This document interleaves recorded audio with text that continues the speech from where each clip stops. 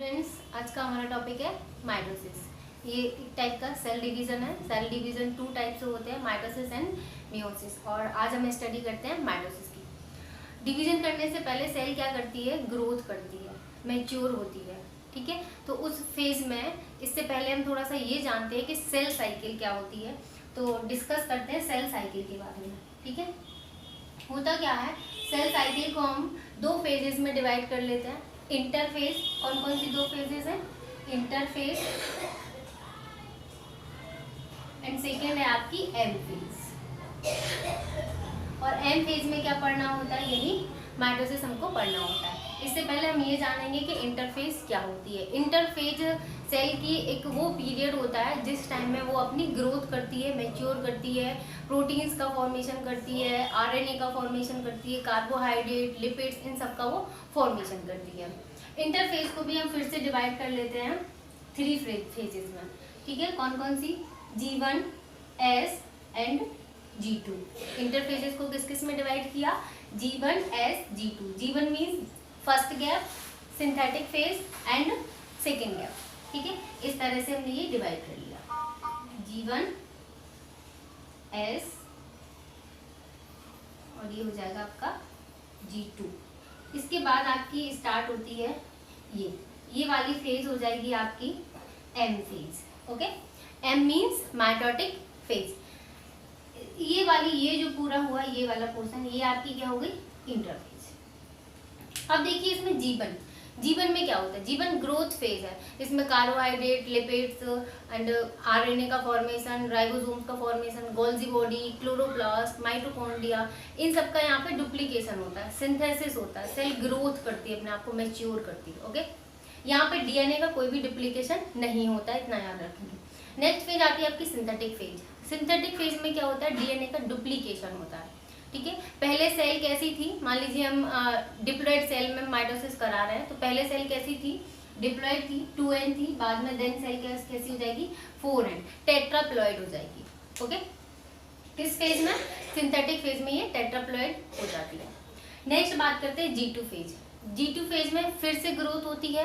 आपका जो सेंट्रियोल्स है वो डबल हो जाते हैं, डीएनए का डुप्लीकेशन पूरा हो चुका होता है, गोल्जी बॉडी और माइटोकॉन्ड्रिया का डुप्लीकेशन भी पूरा हो चुका होता है। यहाँ पे कुछ प्रोटीन्स का फॉर्मेशन होता है जो कि माइटोसिस के लिए नीड होती है उनकी।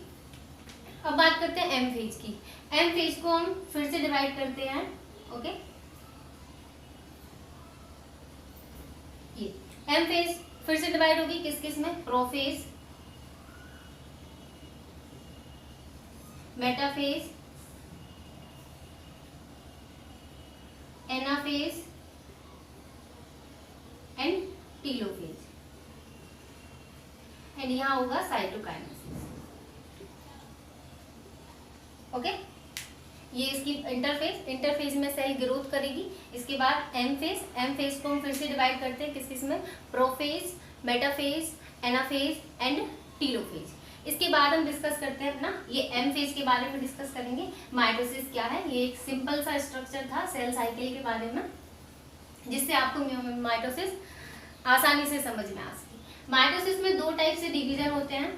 कौन कौन से डिवीजन होते हैं? Karyokinesis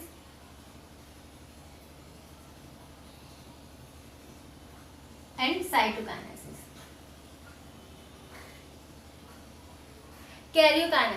Karyokinesis means nuclear division and cytokinesis means cytoplasm का डिवीजन। ओके, तो दो टाइप से डिवीजन इन्वॉल्व होते हैं। कैरियोकाइनेसिस न्यूक्लियर डिवीजन, पहले न्यूक्लियस का डिवीजन होगा, देन उसके बाद साइटोप्लाज्म का डिवीजन होगा।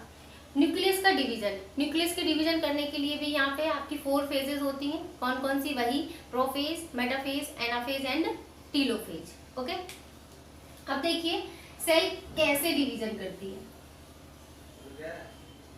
स्टार्टिंग करते हैं। मान लीजिए एक सेल है,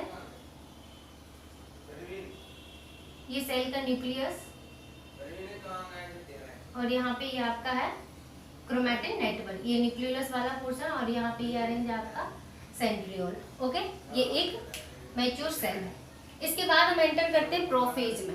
ओके, आपको 4 फेजेस पढ़नी है, prophase, metaphase, anaphase and telophase. Prophase को हम फिर से डिवाइड करते हैं early prophase, mid prophase and let prophase. Okay, starting में अर्ली प्रोफेज में क्या होता है, मान लीजिए ये सेल है, ओके, ये सेल का न्यूक्लियस और यहाँ पे ये सेंट्रियोल है और ये न्यूक्लियोलस। आपका ये जो क्रोमैटिन नेटवर्क है, ये क्रोमैटिन नेटवर्क कंडेंस्ड होने लगता है, टूट जाता है, क्रोमोसोम बनने लगता है। ठीक है, तो इस तरह से ये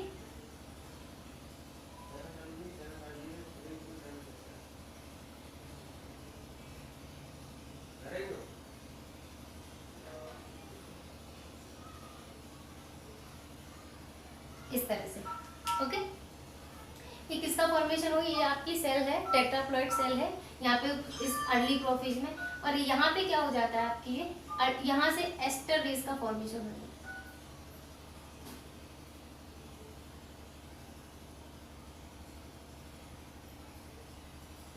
ये देखिए, फिर से देखिए, ये सेंट्रियोल थे, यहाँ पे सेंट्रियोल का डुप्लीकेशन हो चुका था, 2 सेंट्रियोल बन चुके थे। अब सेंट्रियोल क्या करेंगे, पोल की तरफ मूव करेंगे। एस्टर रेस यहाँ का फॉर्मेशन हो चुका है, एस्टर रेस का फॉर्मेशन यहाँ पे हो जाता है अर्ली प्रोफेज में। इसके बाद देन सेल क्या करेगी आपकी, एंटर करती है। कहाँ एंटर करेगी, मिड में।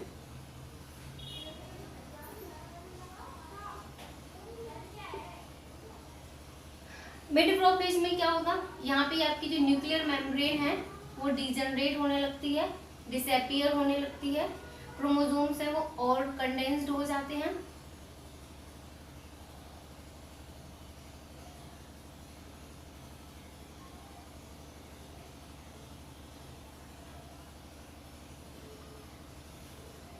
ये देखिए 1 2 3 4 पेयर है, मीन्स सेल कैसी है, टेट्राप्लॉइड है।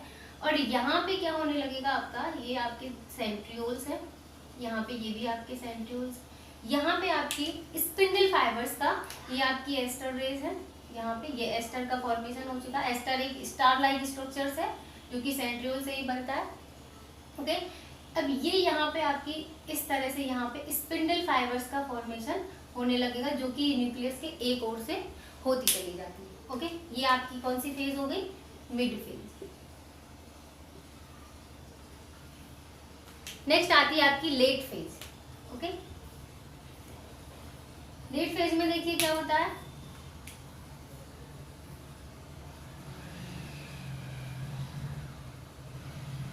आपकी जो न्यूक्लियर मेम्ब्रेन है वो डिसअपियर हो चुकी होती है, और ये वाला जो पोर्शन है स्पिंडल फाइबर्स का भी फॉर्मेशन हो चुका होता है, और क्रोमोसोम्स और कंडेंस्ड हो जाते हैं।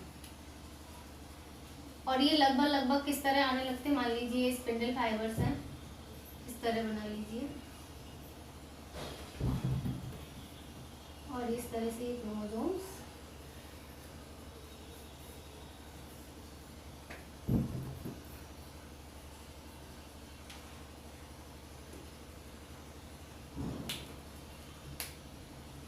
स्पिंडल फाइबर का फॉर्मेशन यहाँ पे कंप्लीट हो चुका है। ये देखिए,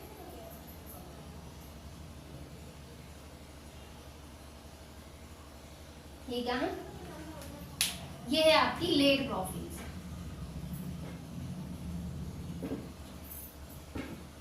ओके, ये कैरियोकाइनेसिस चल रहा है, माइटोसिस का एक पार्ट है। यहाँ पे अर्ली प्रोफेज, मिड प्रोफेज और लेट प्रोफेज।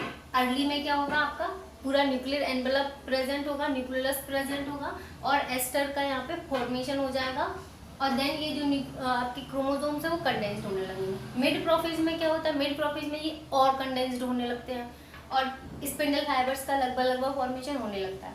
लेट प्रोफेज में क्या हो जाएगा, स्पिंडल फाइबर्स पूरा बन चुकी होती हैं, और ये आपके जो क्रोमोसोम्स हैं वो क्या करने लगते हैं, वो इक्वेटर पे आने लगते हैं। ठीक है, नेक्स्ट बात करते हैं, प्रोफेज हो चुका, नेक्स्ट बात करते हैं मेटाफेज की। ओके,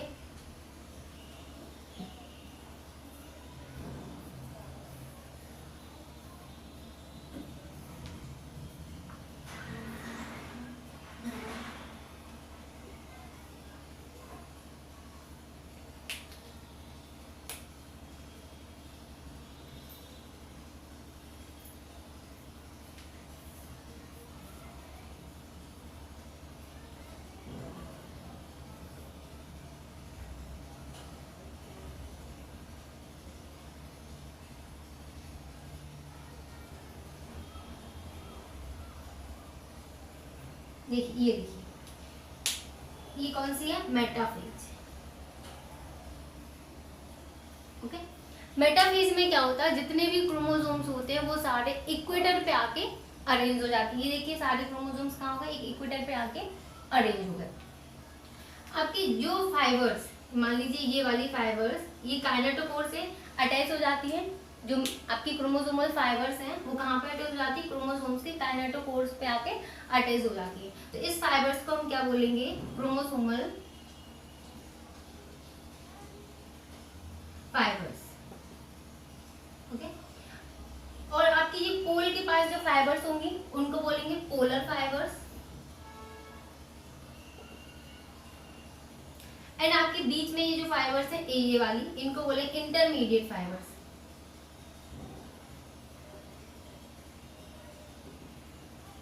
ओके, जहां ये प्रेजेंट होती है।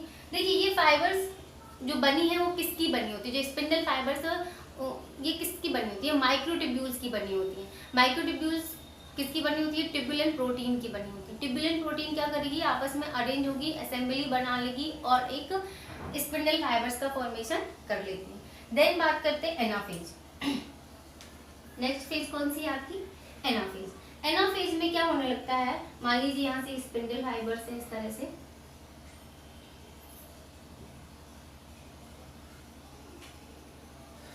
ये काइनेटोकोर वाला रीजन है,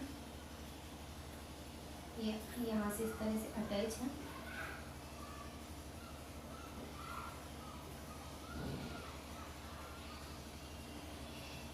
एनाफेज में क्या होने लगेगा, जो इक्वेटोरियल प्लेट पे आपके क्रोमोसोम्स आके सिचुएटेड हो गए थे वो ड्रैग आउट होने लगे, खींचने लगेंगे अपोजिट पोल की तरफ। देखिए ये वाले जो क्रोमोसोम्स हैं, ये क्रोमोसोम्स का ये एक क्रोमैटिड, ये सेंट्रोमियर और ये दूसरा क्रोमैटिड, ठीक है। और ये स्पिंडल फाइबर्स किस जगह अटैच है, इसके काइनेटोकोर वाले रीजन से अटैच है।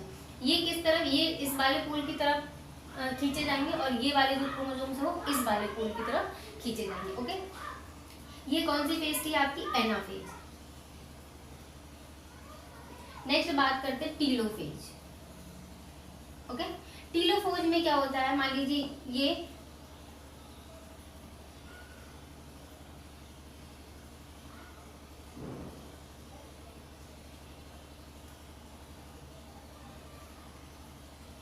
इस तरह से, ये टीलोफेज में देखिए क्या होने लगता है, टीलोफेज में ये पूरा सारे क्रोमोसोम्स इस अपोजिट पोल पे आ गए, ये वाले इस अपोजिट पोल पे आ गए। न्यूक्लियर एनवेलप फिर से अपीयर होने लगा, यहाँ भी देखिए अपीयर होने लगा, ठीक है। अब ये क्या करेंगे, ये पूरा एक न्यूक्लियस का फॉर्मेशन ये हो गया और यहाँ पे कितने न्यूक्लियाई हो गए, आपके 2 न्यूक्लियाई। अभी सेल कैसी बनी, तो 1 सेल में कितने न्यूक्लियाई प्रेजेंट है, 2 न्यूक्लियाई प्रेजेंट है।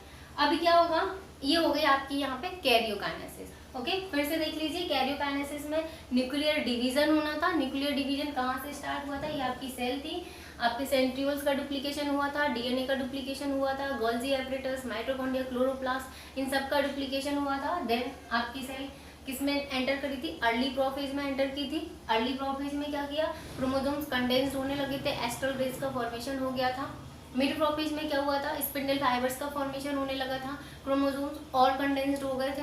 देन लेट प्रोफेज में क्या हुआ था, क्रोमोसोम्स आपके पूरे बन चुके थे, स्पिंडल फाइबर्स का पूरा फॉर्मेशन हो चुका था, न्यूक्लियर एनवेलप डिसअपियर हो चुका था, न्यूक्लियोलस भी डिसअपियर हो चुका था। नेक्स्ट कहाँ एंटर करते हैं, मेटाफेज में। मेटाफेज में क्या होता है, ये इक्वेटर पे आके अरेंज हो जाते हैं सारे क्रोमोसोम्स, और जो स्पिंडल फाइबर्स क्रोमोसोम्स के काइनेटोकोर से अटैच होती है वो chromosomal fibre, and then polar and interpolar fibres. Okay, next बात करते हैं एनाफेज। एनाफेज में क्या होता है, ये अपोजिट पोल के पे अपने जाने लगते हैं, ठीक, अपोजिट पोल की तरफ इनका खिंचाव होने लगता है। नेक्स्ट टीलोफेज में क्या होगा, ये पूरे अपोजिट पोल पे जा चुके होते हैं, न्यूक्लियर एनवेलप फिर से अपीयर हो जाता है, न्यूक्लियोलस भी फिर से अपीयर हो जाता है, और यहाँ पे एक सेल में 2 न्यूक्लियस का फॉर्मेशन हो चुका होता है, क्रोमोसोम्स फिर से बन चुके होते हैं, ठीक है। अभी क्या होना है, अभी सेल का डिवीजन होता है, यहाँ पे साइटोप्लाज्म का डिवीजन होना है, जिससे कि 2 डॉटर सेल का फॉर्मेशन हो सके। ओके, ये जो साइटोकाइनेसिस है वो एनिमल में अलग तरह से होती है और प्लांट सेल में अलग तरह से होती है। देखिए इसको रफ कर देती हूँ।